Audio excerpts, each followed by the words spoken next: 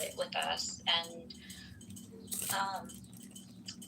I think China has something to do with this and his visit there.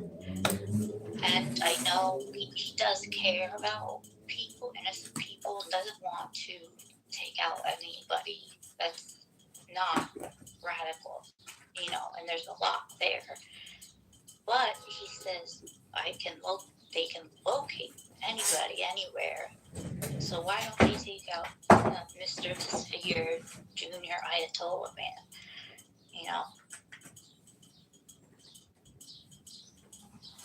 Thank you for that, Alyssa. Now, New York is so important, a community that we name it twice.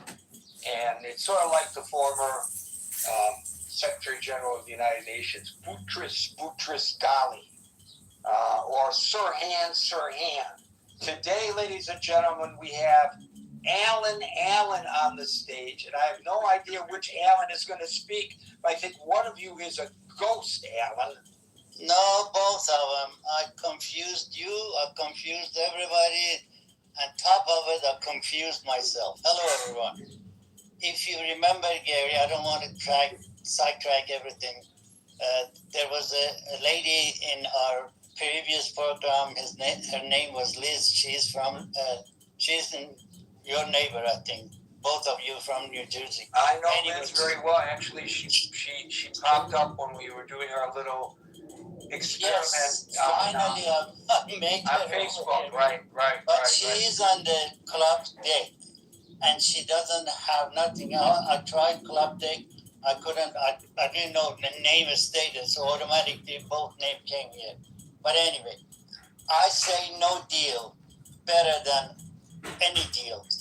The deal was supposed to get rid of these mullahs, the killers machine, these murders. They supposed to get rid of them. I'm speaking of at least behalf of 80 million Iranian, which they are extremely disappointed, heartbroken. They are still screaming, say we're not worried about the bombing, we're not worried about the Tomahawk bombing, we are worried about if this regime stay. And I don't know when the world is going to get it, but I'm sorry. The whole thing is tangled based on the money. Who makes this, who makes that, who makes money. And all the background, as far as most Iranian they know, they are trying to see who can take over Iran, regardless of what the situation is, who can take over and how much these outsiders can milk Iran for another 47 years, 43 years. And Iranian, they said enough is enough. Let us to be judge of ourselves. Let us to be control our destiny. Let us to go back to where we were and start from there and rebuild everything.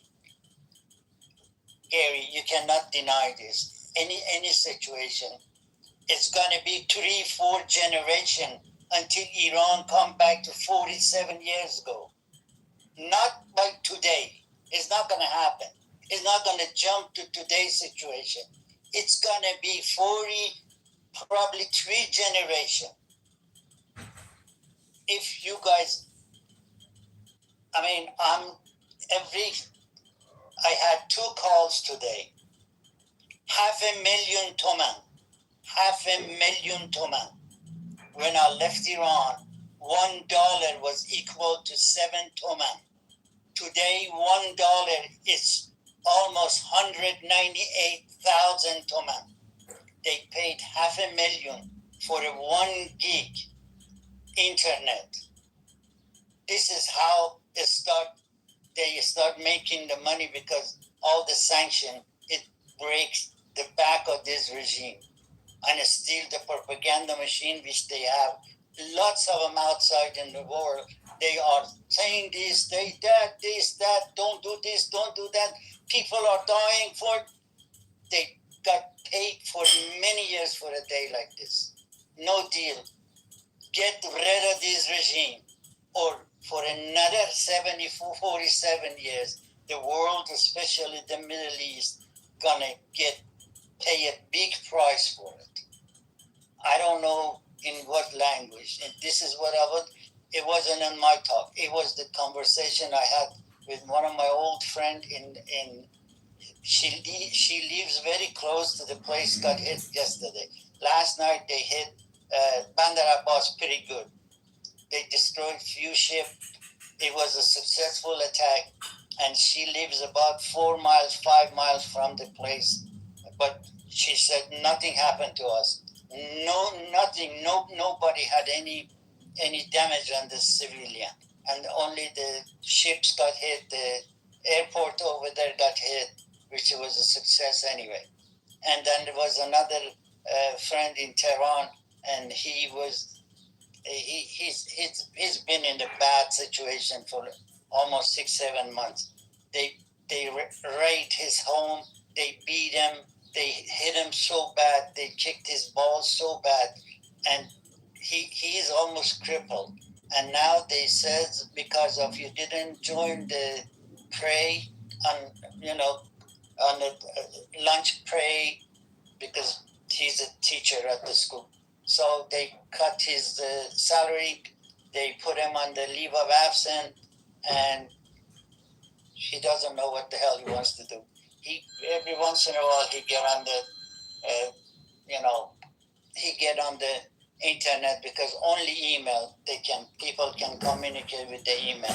But that expensive things I told you, for 1 gig or 2 gig, you have to pay almost $500,000 to 1 million toman to just say to people, hey, I'm fine, we are fine, we are not hurt, and give a peace of mind to the family. But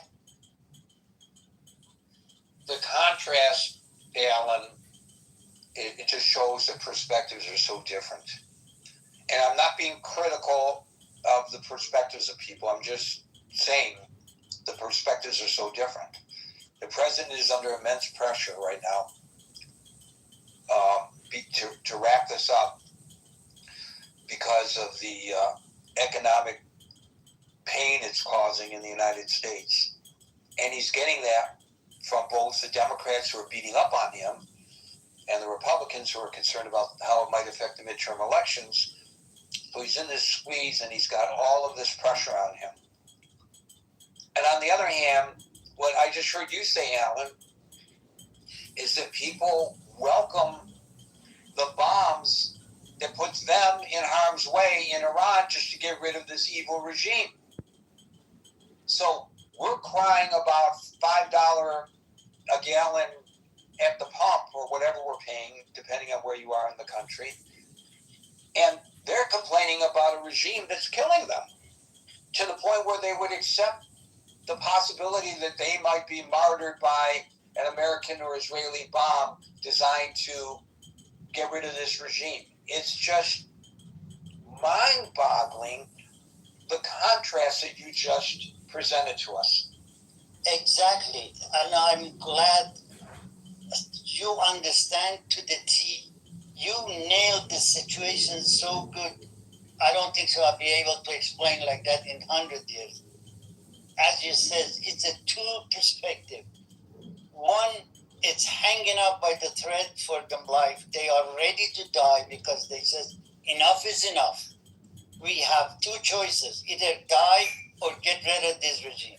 But over here, and you think that the regime of Iran, they don't know? They have people, ears all over this country. They are reporting every second to them. And they're taking advantage of this situation. And that's the whole thing is, they said, I remember I was in the college, and when this regime came, people of Iran says, oh, don't worry, they leaving. Finally, they come up and they said, we didn't come in here as a guest. We are leaving. And they knew, and they know in system here is every 4 years.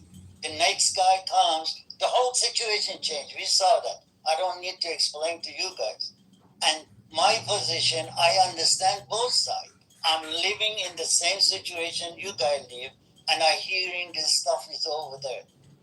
And to be honest with you, I'm getting tearing apart. It looks like a two element grabbing me and it's splitting me from half. Well, you know, you pay me a lot of money to be your spokesman, so that's why I Every dime of it worth. It's worth every penny. Thank you. I'm available, folks, if you need me to speak on your behalf. There you go. There's a testimonial from Alan. Andrew, followed by Les. Good afternoon, Gary. I hope you had a good long weekend. It was okay. The weather sucked, but it's beautiful now. And you know what? I said before we started that I was out mowing the lawn. Mm-hmm. I actually enjoyed it because I was out in the sun for a little bit. You know, it's nice. I almost took the show outside. I might still do it before we're done. I might just walk outside and do the rest of the show outside. It's so delightful. Do it from your balcony if you have one. Yeah. Yeah, I wouldn't want to be a naysayer. I've been one, and that's a little pun there. Or what was his name? Bob Ney? Did you say? Is that the gentleman you were speaking of? Well, anyway, I'm sorry. The naysayer on who? Is Bob Ney? Is that the guy that you were just? Yeah, Bob Ney, former congressman. I don't want to be a naysayer. Oh, I get it. Bada boom, bada bing. Yeah. Good one. But I would say this. I think one of the cards that Iran has always had is that they understand that the United States population would not support ground troops in Iran. And that being the case, I don't know how long they could hold out with full blockade. Eventually you're going to run out of military targets in terms of bombing. Then what do you bomb? Then you start looking at civilian infrastructure, and that has a whole connotation in terms of war crimes, etc. So I think that's something that they've realized, that the only way that this could be successful for no terms, or terms that would be unconditional, would be for the United States to actually put boots on the ground. So I don't think there's a choice right now, and I don't know what kind of. We've seen support coming in from Russia through the Caspian Sea, and I don't know what kind of ground routes are available on the west side or east side of Iran into Iran. That would subvert any kind of sea blockade. But because I just don't know enough about that kind of stuff. However, I think the United States has to make a deal. It's not going to be the deal that they did have formerly, that Mr. Trump tore up. It's going to be more in Iran's favor. But short of going in with actual troops, I don't see how you could have no deal. You can't stay there forever in that Gulf, bobbing around in the sea. It costs too much money. The United States population don't support this thing already. So I think Mr. Trump has found himself in a difficult position, one of his own making. I don't believe that they had an imminent threat to build and launch a nuclear weapon at this particular point in time. Whether or not that was a year down the road or how long, I don't know. But maybe that his insistence on doing it now, I think, was a mistake. But we shall see. But yeah, I think that's really the card that Iran is holding on to. Short of going in there and uprooting this regime, I don't know how you can get rid of it from the air or from a simple blockade. It's just, there's too much pain.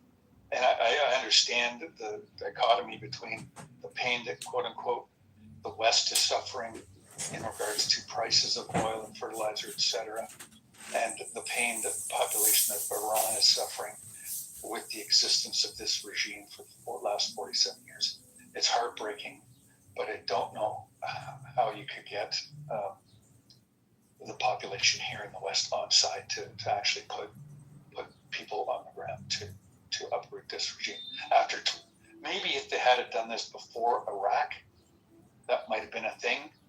But after 20 years of Iraq and Afghanistan, and of course I know what the political situation was with 9/11, etc. Iraq was definitely a big mistake. It was a divergence from what they should have been doing, which was Afghanistan in the first place. But maybe had they gone into Iran rather than Iraq, that might have been something that people would have supported in Iran. It's obvious, not like in Iraq and Afghanistan, perhaps. But, anyway, those are my thoughts, Gary. Thanks very much. So with regard to your last point, I was on the record at the time, and Alan was there. He can attest to it, because my veracity has been challenged a little bit recently. And that is, I said at the time, I asked an expert from the Council on Foreign Relations, who I was interviewing on this show in its previous iteration on a different platform. I said, isn't this a miscalculation to take out Saddam? Because Saddam was a counterbalance to the Iranian regime. And he told me, well, I don't know what I'm talking about. Turns out I was right. I may not have been an expert, but in this instance, maybe like a broken clock, just coincidentally, I was right and he was wrong, even though he was the expert. I think that's a very valid point. I wanted to ask you, let's just say for the sake of discussion, Andrew, your assessment is correct that we were not facing an imminent weaponization of the nuclear program. And you said, well, maybe 2 years, let's say 4, let's say 5, it doesn't really matter. If we were to project to 5 years down where they got to the point where they really were a threat, what would be different in terms of the engagement then than we see today? Wouldn't we be faced with the same set of circumstances, an expansive, mountainous region that Americans do not want to go boots on the ground? So what's the difference? Well, I don't know, Gary, but I would say this, that the way that this particular operation was constructed, there was no validation of it to the American people or to the world.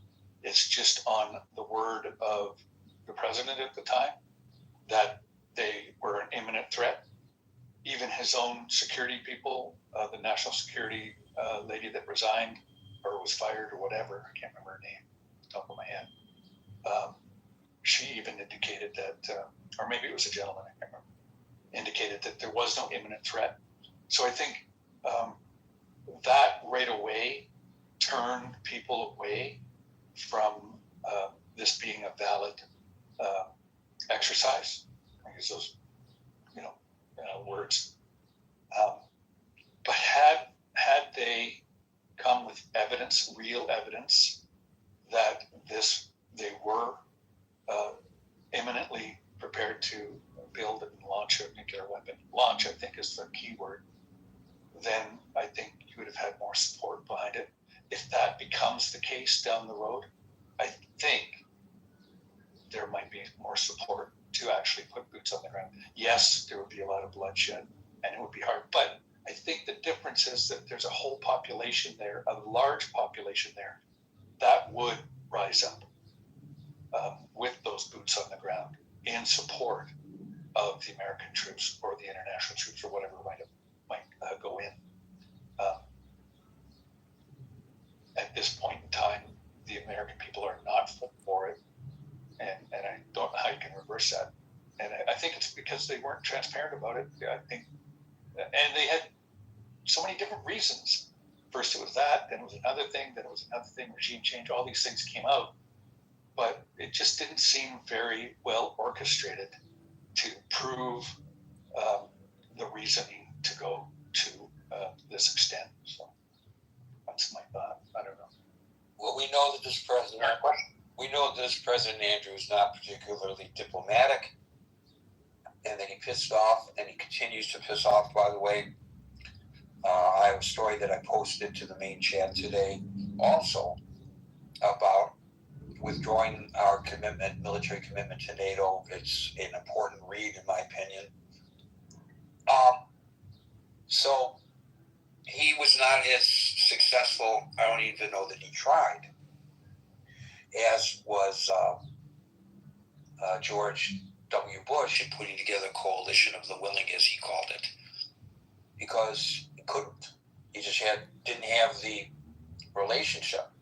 He sullied the U.S. relationship with those entities. People came to the stage here to argue this is a good thing because we're wasting our money and they're not anting up as they're supposed to. And enough is enough in the United States. They can't suck off the tit of the United States any longer. All this kind of nonsense or argumentation. I apologize. But regardless, the manner in which it occurred did in fact make it virtually impossible to put together a coalition, even if they tried. And had there been worldwide support, I don't know whether there could be worldwide support, but if there was worldwide support, it might be a different situation today. I think that's a valid point. I just want to slightly correct what you said. You were referring to Tulsi Gabbard. And she did not, Andrew, explicitly say there was no imminent threat, but as the Director of National Intelligence, she declined to publicly confirm when pressed the White House assessments of the Iranian near possession of nuclear weapons. So, I don't know. That may be a minor. There was a guy there too that resigned not too long ago, maybe a month or so ago. I can't remember his name, but he was a quote unquote MAGA in the administration. I don't remember what his role was. Maybe somebody else does. But he came out and actually disputed that assessment. I don't know who to you're referring to, so I can't confirm or deny that. I'll take you at your word. Thank you, Andrew. We'll go to Les, followed by our mates. First of all, the MAGA people, to a great extent, they were for him because he was the guy who was going to get us out of Afghanistan and keep us out of foreign wars. So it's not. So their assessment, the people you're talking about, their assessment of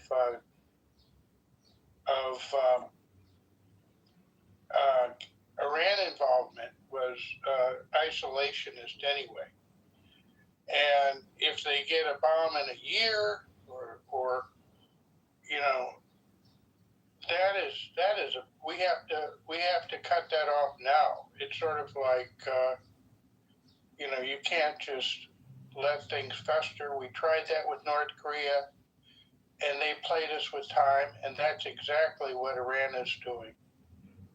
I don't know, I'm not a military guy, and I don't have any background there, and I don't have any secret information about what our military stockpiles were. And it made sense we needed to catch our breath and get more,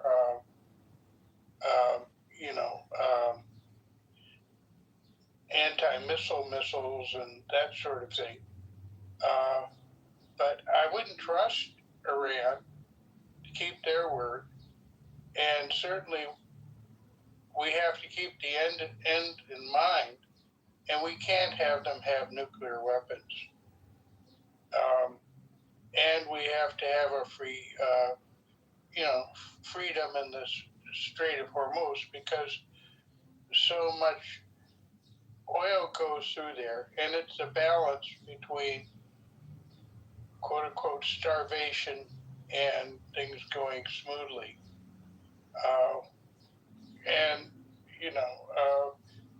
But that's an interesting argument that Gary, you presented to us that I hadn't thought of, which is, we're fighting a war and maybe we don't need, we certainly don't want to sign an agreement that's going to screw us up. This idea, by the way, that they can't get to the guy to sign to okay on the Iran side, the Ayatollah, he has to agree to every dot and tittle that's in this thing. That's an old negotiating tactic, isn't it? You've probably heard of that used many times, at least for the last few hundred years. You say, well, okay, I'll now that I know exactly what your bottom line is, now I can't say yes or no, but I'll take it to the guy that can. And if you don't have someone that can agree, that's a good way to get screwed in a negotiation. I didn't read that in Art of a Deal, but it certainly is something that has been again used for hundreds of years as leverage in a negotiation. Thank you. So, Les, if that assessment is accurate, then the words of John Bolton start to echo in my head a little bit, because his argument is that they keep resisting a conclusion of the war to give them an opportunity to arm themselves. I don't know, maybe that's part of the deal, that they claim that it's difficult to get the Ayatollah Khamenei to sign off on the latest comma or semicolon in the document in order to just obfuscate and cause the kind of delays that Bolton is speaking of. I'm not saying that that's the case, but I'm just wondering, based on what you just said, would you believe so? The bottom line is they're doing what North Korea did. They are playing for time. Yeah, and there are many ways of doing it. I mean, didn't the North Vietnamese argue over the shape of the negotiating table in order to buy for time? You're right. There are tactics such as that. And so when we see those tactics in play, I think it's prudent to maybe try to analyze why they are in play. And that was my suggestion anyway. Thank you, Les. Armaze, followed by Agent. Thank you. Good afternoon or evening, everyone, or good morning, depending where you're at. Yeah, I think no deal would actually be better, because if we just set the effect, the mindset that we're not going to get anything out of this, we're not going to be surprised, right? And we should also think that there's nothing that they could tell us that we should believe. I mean, exactly what we do, they're going to do, right? We're not going to tell the enemy or whatever, what we're going to do. So, yeah, absolutely. No deal is better. At least we're in control that way. Thank you, Gary. Well, I don't know who's in control. And I don't know that if there is a deal, it's a sellout. I don't think it would be fair to jump to that conclusion. I think we have to wait to see if there is a deal, what it involves. There are some people that think that the JCPOA was terrific. The president himself said the other day, the former President Obama said himself the other day that I was able to stop their nuclear proliferation in Iran and didn't have to fire one bullet. That's what he said. On the other hand, there are a lot of people, many of whom come to this stage, who have said the JCPOA was a horrible deal, was a sellout. It allowed them to reconstitute subterfugely, and et cetera, et cetera. I don't know, and you don't know, obviously, neither of us do, that if there is a deal reached, whether it in the aggregate could be assessed as positive or negative, and I'm certain that if a deal is reached, just like with the JCPOA, there are going to be those coming to the stage saying, this deal is great, the president is a winner, art of the deal, and some will say he has no idea what he's doing, he sent amateurs in there, and look what we got. Nobody's going to be totally satisfied with whatever deal comes out. A lot of people will be very dissatisfied, maybe rightly or wrongly, and maybe their motivations are valid, or maybe their motivations are just that they don't like Donald Trump. I don't know. But I think to suggest today that whatever deal that they might reach would not be a good one is a little naive, because we have no idea. What we do know about what they're telling us, and you're right, we don't know what to believe when they say these things, but the administration is absolutely consistent on this line. No dust, no deal. And what they mean by the dust is the enriched plutonium. The dust.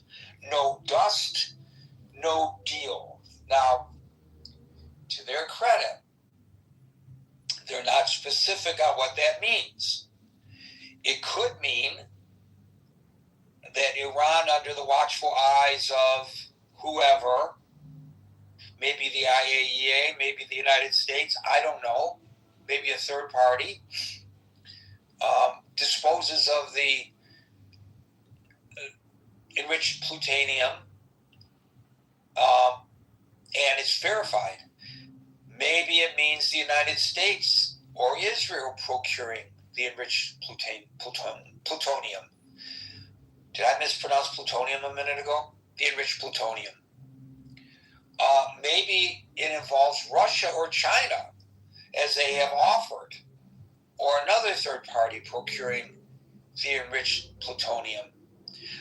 Interestingly, and I don't know whether there's a relationship with what we are discussing this or not, the administration came up with what is on the surface a brilliant proposal, and that is to repurpose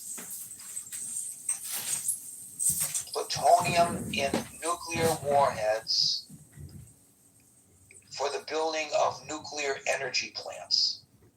Now, I don't know the physics of all that, but I thought that, at least on the surface, sounded pretty brilliant. Anyway, Armaze, if you want to respond to my pushback a little bit on you here, that'd be. Thank you, Gary. Yeah, I agree with you. It's just I am so done with us being at war there that it's like, let's just take no deal. We'll set the terms, and then we'll be happy. Well, I think the presupposition, at least of Bolton's comments, is no deal so that we can go back to war. So, but you just said you're sick and tired of war, so I'm not sure you're assessing the question the same way as it was intended when I proposed it, and that may have been a failing on my part. I don't understand how no deal means no war, as you have suggested. Well, if I guess what I was saying is, let's pull out, right? Let's take no deal, and let's take on another strategy. What would that strategy be? What? We could do sanctions. Okay, we already did those and they didn't work. What else? No, we can do other types of sanctions. Okay, we already did those and they didn't work. What else? Then a third set of sanctions. Okay, we already did those and they don't work. What else? Okay, then a 10th set of sanctions. Can I help? Well, you're missing the point, which is your